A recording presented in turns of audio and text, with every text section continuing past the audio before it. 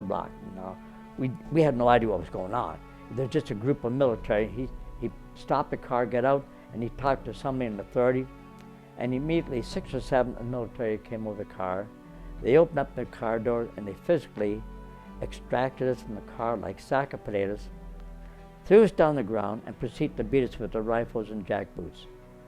We were lying on the road, bleeding, hurting, and the driver of this car, the driver who stopped, got back in his car and disappeared.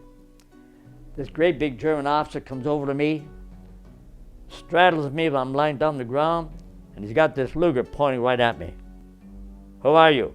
What are you doing here?" Well, I got up. I stood up, and as I stood up, he smashed me over the head with a revolver. I reached into my pocket, into my shirt, pulled out my dog tags. "You will all be executed. We demand protection under the Geneva Convention. You're not airmen." Even 2 of the other boys had part of their uniform on. They removed any form of identification we had. So now we're in the hands of the dreaded Gestapo. The word execution cast a horrible fear in my heart. They put us in a truck. They took us to on the outskirts of Paris, where there was a prison run by the Gestapo called Friend Prison. The 4 of us in a little cell about 7 by 8, 7 by 9, sleeping on the floor. One of them had a little cot sticking out of the wall.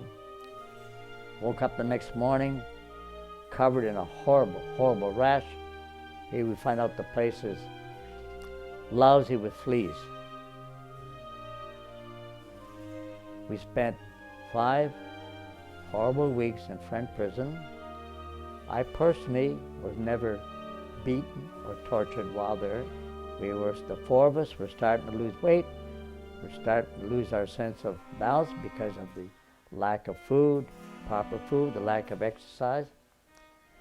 But the other problem was we could constantly hear the moans, groans, and cries of agonies of people who were being tortured, shot by the Gestapo who ran this prison. We thought we will never, ever, ever get out of here alive. Nobody knows where we are. Nobody has any knowledge about whether we survive our being shot down or not. And we were destined to realize that we were going to die there.